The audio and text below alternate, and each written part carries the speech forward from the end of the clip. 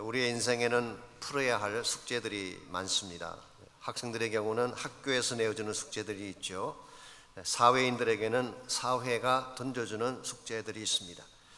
직장 생활에서 겪는 문제들도 있고 사업이나 생존, 경쟁 속에서 겪어야 되는 다양한 이슈들이 있습니다. 특히 요즘 미국 같은 경우는 인종차별 문제나 미투 같은 것이 큰 문제로 대두하고 있습니다. 가정에서는 관계성에 대한 문제가 끊임없이 대두됩니다. 부부관계에 대한 문제, 부모와 자녀의 문제, 또 시어머니와 며느리와의 문제. 요즘 많이 좋아지긴 했지만 still in-laws, 이 시댁과에 대한 갈등의 문제가 있는 것을 보게 됩니다. 그래서 미국 사람들이 하는 이야기 중에 신혼이 끝났는지 안 끝났는지 어떻게 알 수 있냐, 며느리가 시어머니에게 웃으면서 말하면 아직 신혼 중이래요. 그러나 웃음이 끝났다면 본게임으로 들어간 것입니다. 그만큼 풀기 어려운 것이 관계성의 문제라는 것입니다. 무엇보다도 우리에게는 태어나고 병들고 죽는 생사화복에 대한 문제들이 있습니다. 이와 같이 복잡하고 다양한 인생의 문제들을 우리가 어떻게 풀어낼 수가 있을까요? 어떤 경우에는 우리가 아무리 노력하고 애를 써도 인생의 대문이 열려지지 않는 경우가 있습니다. 우리의 노하우를 동원하고 모든 경험을 다 동원해 봐도 열려지지 않는 분들이 많이 있습니다. 특별히 우리 생명에 관련된 문제, 질병이나 죽음에 대한 문제는 내가 아무리 노력하고 해서도 내 힘으로 열려지지 않습니다. 이와 같이 내 힘으로 인생의 문제가 풀리지 아니할 때에 어디에서부터 문제의 해답을 가져오면 될까요?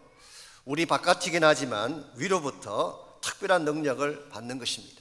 위로부터 주어지는 이 특별한 능력을 우리는 하나님의 능력이라고 부를 수가 있습니다. 이 하나님의 능력을 오늘 나의 삶 속에 가져오게 하는 채널이 바로 믿음이라고 하는 것입니다. 우리는 미약하고 연약하고 무능력할지라도 이 믿음을 가지고 하나님의 능력을 붙잡게 되면 그 능력이 인생에 닫힌 문도 열어주게 되고 풀지 못하는 숙제들도 풀어주는 것입니다. 이런 면에서 인생의 문제를 푸는 해답은 멀리 있는 것이 아니라 우리 안에 있습니다. 우리 안에 믿음만 갖춰져 있다면, 내 속에 믿음만 분명하다면 무슨 일을 당하든 어떤 인생에 닫힌 문의 케이스가 있을지라도 그것을 열 수가 있고 그것을 통과해서 참된 축복을 향해 나갈 수가 있는 것입니다.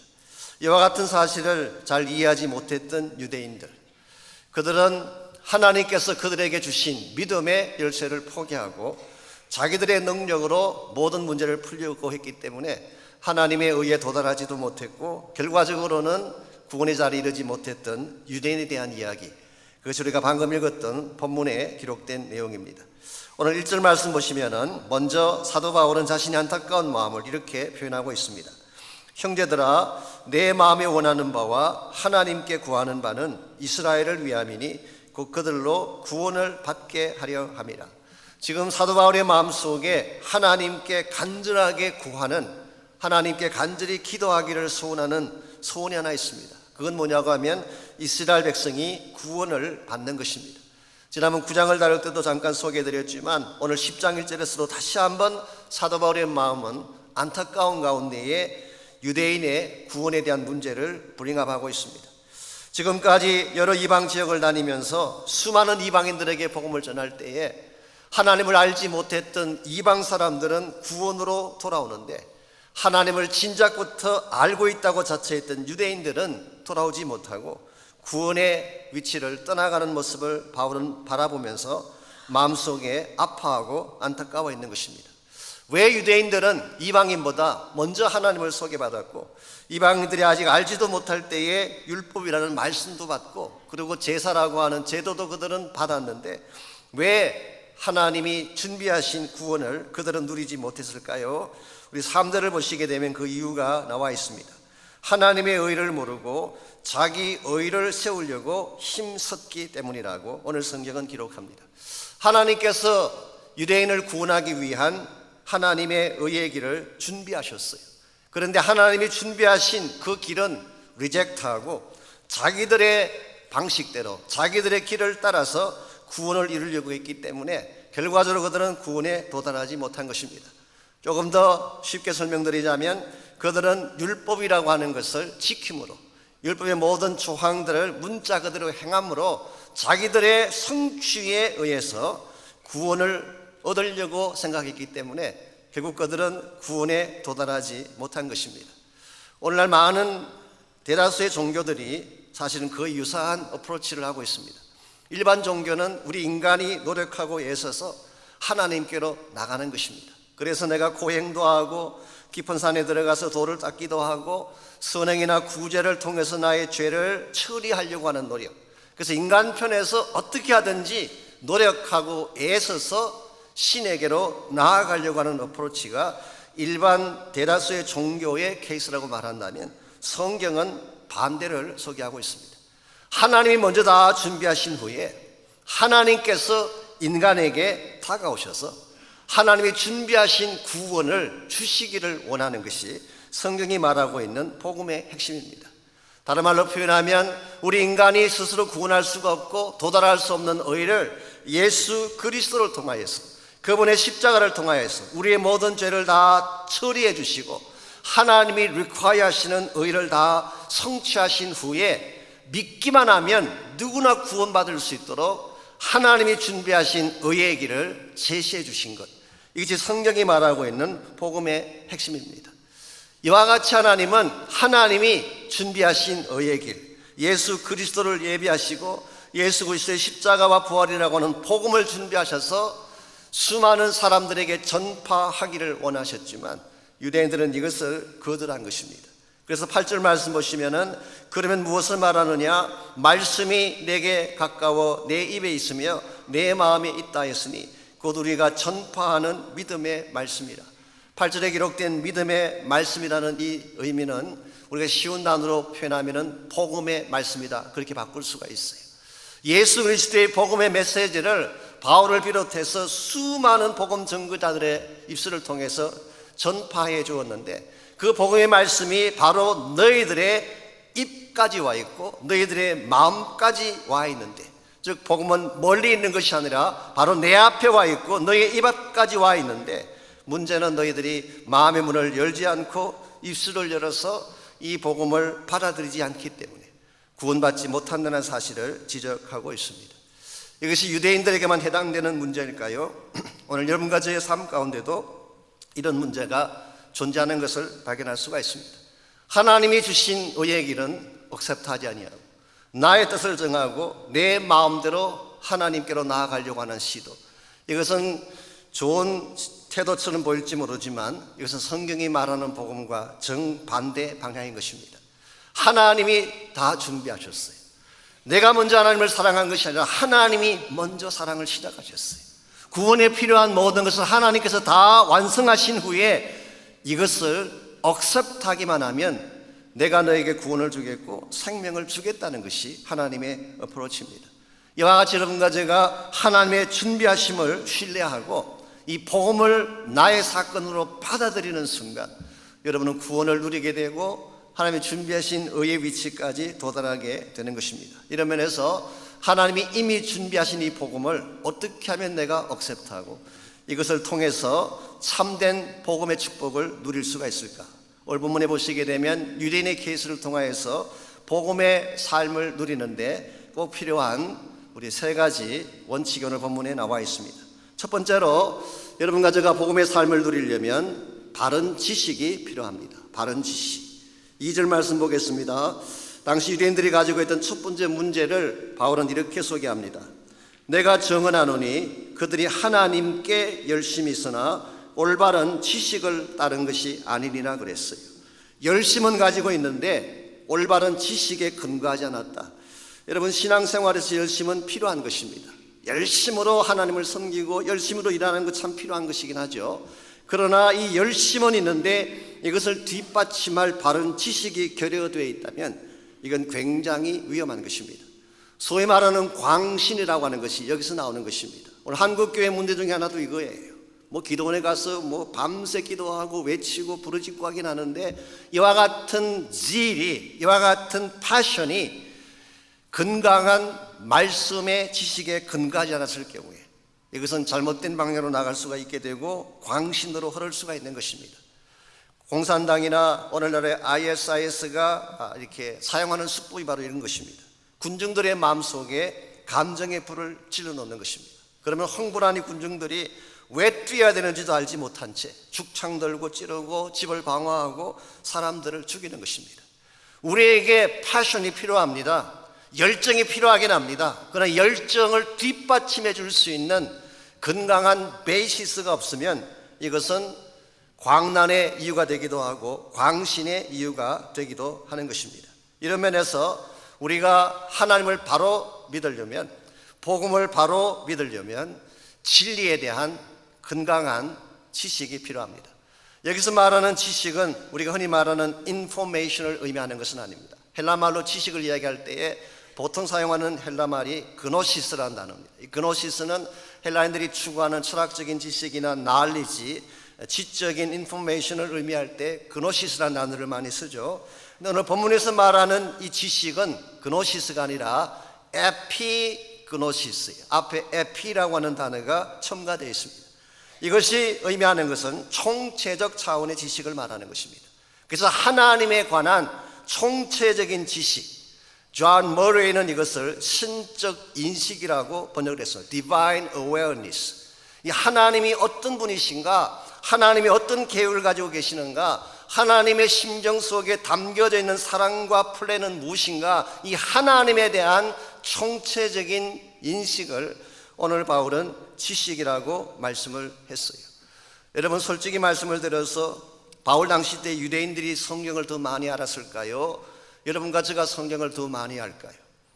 그 당시 유대인들이 성경을 훨씬 더 많이 알고 있었어요. 그들은 특별히 그 중에 바리새인들은요, 밤낮으로 성경을 묵상하고 공부하고 평생 성경의 학생들이었습니다. 그래서 그들은 메모라이즈하고 성경 말씀을 정말 늘 담고 다니고 쓰고 다니고 그랬지 않습니까? 그렇게 많은 성경에 대한 지식을 갖고 있으면서도, 그렇게 많은 율법에 대한 말씀들을 읽고 성경을 가지고 다니면서도 그 성경 속에 담겨져 있는 하나님의 마음을 몰랐다는 것입니다. 이것이 문제가 된 것입니다. 아무리 지식적으로 많이 알면 뭐합니까? 그 지식의 말씀 속에 담겨져 있는 하나님의 심정을 알고 하나님의 마음을 알아야지. 그래서 호세아 4장 6절에서는 이렇게 기록합니다.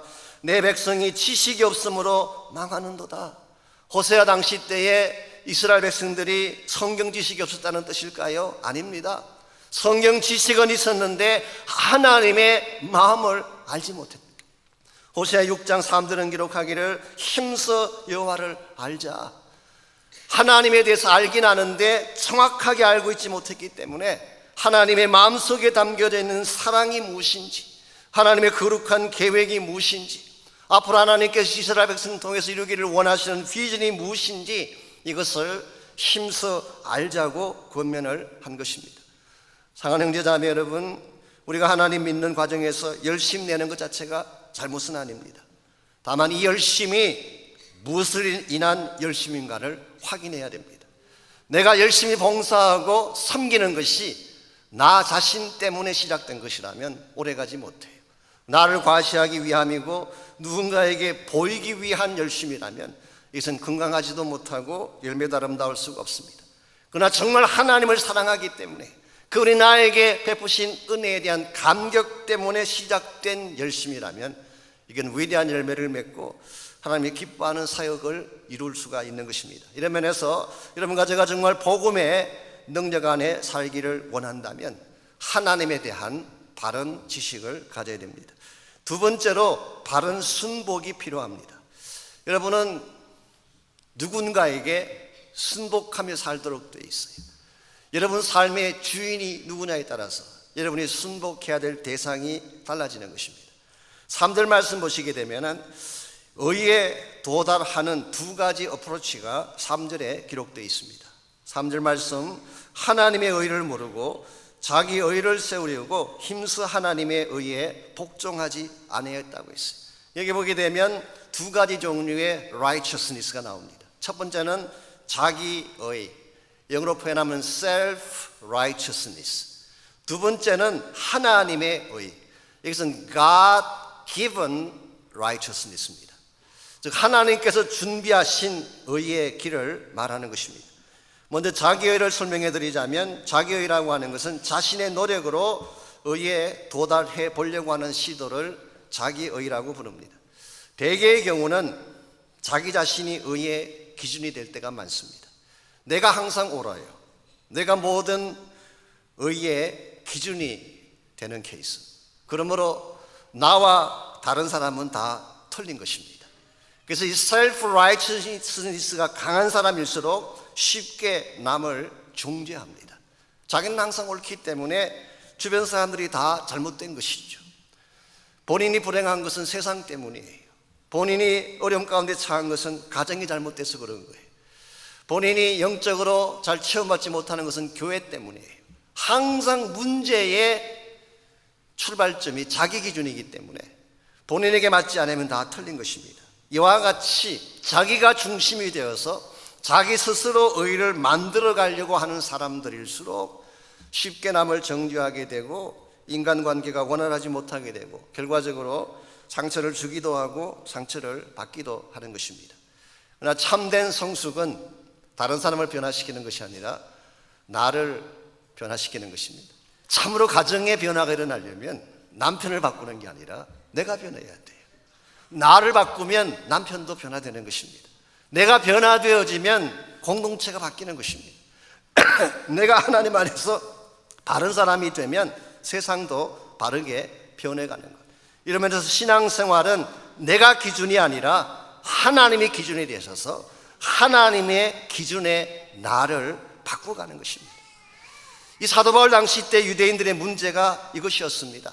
자기들이 기준이 되어서 자기들이 항상 옳은 가운데 있으면서 이번 하나님이 준비하신 의의 기준마저도 그들은 복종하지 아니하고 거절을 했습니다.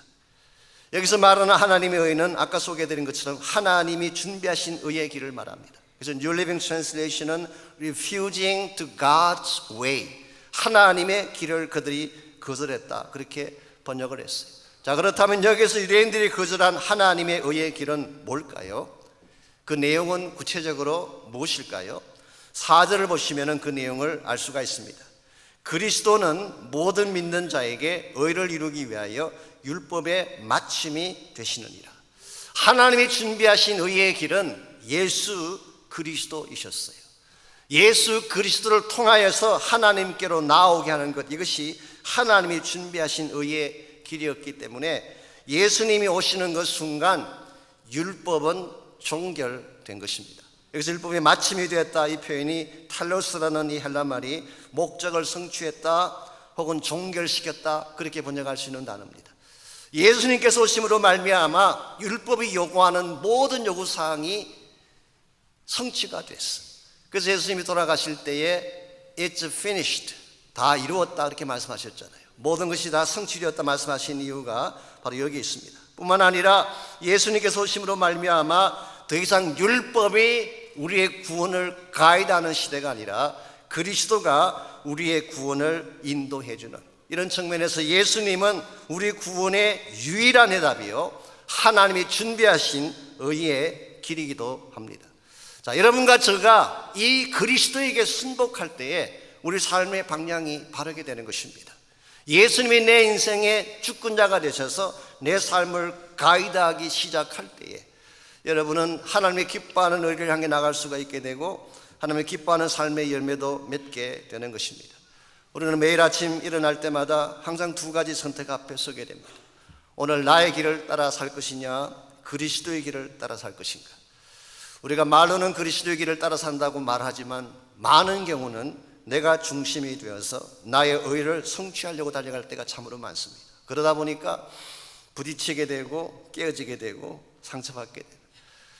요즘 베스트셀러가 된 책 중에 하나가 칼 아이드만이 쓴 나의 끝 예수의 시작이라는 책이 있잖아요. 저희 교회 교구에서도 그 책을 구입해서 읽는 걸 제가 본 적이 있습니다만은 그 책의 제목이 원래 제목은 The End of Me, 나의 끝이라고 하는 그런 제목을 가진 책입니다. 이 책을 쓰신 그 목사님은 나의 끝이 바로 예수님의 시작이다. 내가 끝이 나야지 예수님이 시작된다. 그게 그 책의 전체적인 내용이에요. 그래서 나의 비움이 체험의 시작이요, 나의 항복이 회복의 시작이요, 나의 실패가 사명의 시작이요 나의 가시가 능력의 시작이다. 그래서 나를 비우는 만큼 그리스도로 나의 삶과 마음이 채워지게 되고 그리스도가 채워지는 만큼 내 삶의 능력이 극대화된다는 말씀이에요. 여러분과 제가 이 사실을 안다면 어느 방향으로 살아야 될지를 알 수 있습니다. 나를 내세우고 나 중심적인 삶을 추구하는 것이 아니라 그리스도가 기준이 되고 그리스도의 의를 향하여 우리가 살아가게 된다면 여러분 반드시 하나님의 영광을 나타낼 수가 있고 그리스도가 기뻐하는 많은 열매들을 남길 수가 있습니다. 마지막 세 번째로 필요한 것이 바른 선포가 필요한 것입니다. 예수님이 정말 내 인생의 주인이 되었다면 나의 삶을 통하여 그분이 나의 주님 되심을 선포할 수 있어야 됩니다. 그래야지 여러분과 저의 삶이 하나님께 기쁨이 되는 것입니다. 9절 말씀 보시면은 사실 9절과 10절은 우리가 로마서를 읽을 때마다 늘 애송하는 암송 구절 중에 하나죠. 우리 복음을 전할 때도 가장 많이 인용되는 본문이 우리 로마서 10장 9절 10절인데요.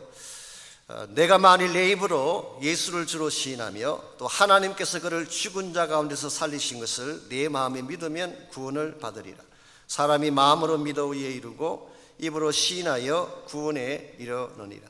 여기 보게 되면 우리가 구원의 삶을 추구하는데 꼭 필요한 두 가지 요소가 나와 있습니다.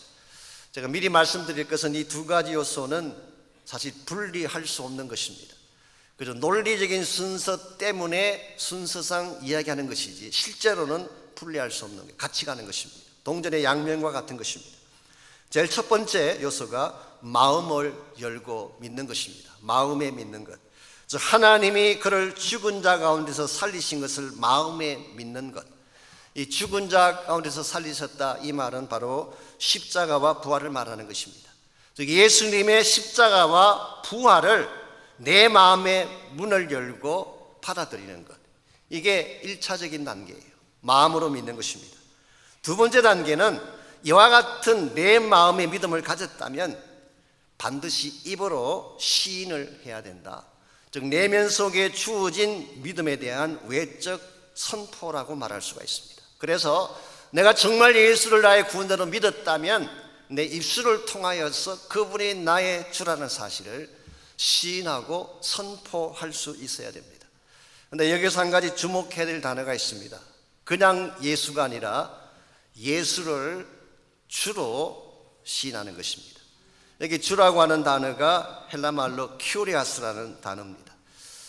요즘은 이 단어를 쉽게 사용하지만 교회에서도 쓰고 일반 사회에서 이 단어를 너무 쉽게 사용하지만 사도 바울이 이 말씀을 기록할 당시만 하더라도 큐리아스라는 단어는 아무에게나 붙일 수 있는 단어가 아니었어요. 이것은 로마 황제에게만 부여된 호칭이었습니다. 로마 황제를 지칭할 때 불렀던 호칭이 롤드, 큐리아스란 단어였습니다. 우리나라에도 보면은 왕을 지칭하는 지민이 그런 표현들이 있잖아요. 근데 이시조선 때 제가 살면서 저보고 짐이라고 표현하면 어떻게 되겠어요? 당장 끌려가서 처형당하지. 이 로마 시대 때 바울이 말씀을 기록할 때의 상황이 그런 상황이었어요. 유일하게 롤드라고 지칭할 수 있는 대상은 황제 하나밖에 없었어요. 실제로 사도 바울이 사역할 때나 거의 1세기, 2세기까지도 로마에는 실제로 로마 황제를 숭배하는 프랙티스가 있었어요. 엠퍼러 월십이 있었어요. 그래서 황제 숭배에 참여하지 않으면 잡아다 처형하고 죽이던 시기가 바로 바울이 이 말씀을 기록할 시기였습니다. 이런 상황에서 공개적으로 Jesus is Lord라고 말하는 것은 목숨 걸지 않으면 할 수 없는 고백이었어요. 이 고백을 하는 순간 그는 끌려갈 수 있고 처형당할 수 있고 황제에 대한 반항이라고 생각을 해서 죽임당할 수 있는 시기가 이런 시기였기 때문에 여기서 예수를 주로 시인한다는 것은 단순한 입술의 고백이 아니라 나의 온 마음과 온 뜻을 다 합한 나의 전심전력을 다 포함한 혹은 나의 전인격과 나의 생명을 담보로 하는 신앙 선포가 아니면 할 수 없는 것이었어요. 오늘 우리는 교회 와서 찬양할 때 얼마나 주님의 이름을 자주 부릅니까? 교회 안에서 얼마나 예수님을 주라고 고백하고 선포하며 삽니까? 근데 실제로 직장에서도 그렇게 할까요? 사회생활 가운데서 여러분이 예수님을 주라고 선포하는 그대로 그렇게 주님을 순복하며 사시나요? 우리는 입술의 고백과 삶이 다를 때가 너무 많습니다. 오늘 성경은 너희들이 정말 복음을 발언한다면 복음 자체가 삶이 되라고 말하고 있습니다. 예수님이 나의 주라고 시인했다면 이 신앙의 고백이 실제 삶 가운데 나타날 것을 말씀하고 있습니다. 이와 같이 우리의 고백이, 우리의 삶 자체가 예수가 주라는 사실을 선포하고 이것을 나의 삶을 통해서 실천하게 될 때에 여러분을 통해서 복음이 선포되어지고 여러분 한 분 한 분의 삶을 통해서 하나님의 나라가 이루어지는 것입니다. 사랑하는 성도 여러분, 우리 인생에는 너무나 많은 숙제들이 있습니다. 우리의 힘으로 풀 수 있는 숙제도 있지만 대체적으로는 우리 힘으로 풀 수 없는 불가능의 숙제들이 더 많습니다. 특히 우리의 생명에 대한 문제, 우리의 죽음과 생명에 대한 이 문제는 우리의 노력이나 힘으로 절대로 풀어낼 수가 없습니다. 그러나 우리가 풀 수 없는 이 문제를 이 모든 문제 해답 되시는 예수 그리스도에게 가져가면 그분이 풀어내어 주십니다. 여러분의 개인적인 삶 가운데서도 혹시 여러분의 힘으로 풀 수 없는 문제가 있다든가 여러분의 능력으로 해결할 수 없는 고민거리가 있다면 그 문제를 끌어안고 신음만 하시기보다 문제의 해결자이신 예수님께로 나가서 그분을 붙잡고 기도하시기를 바랍니다. 그러면 그분께서 여러분의 삶 속에 개입하시고 그분의 방법으로 여러분의 인생을 풀어내어 주실 것입니다. 우리는 실패할 수 있습니다. 우리는 노력했지만 일이 잘못된 길로 나갈 수도 있을지 모릅니다.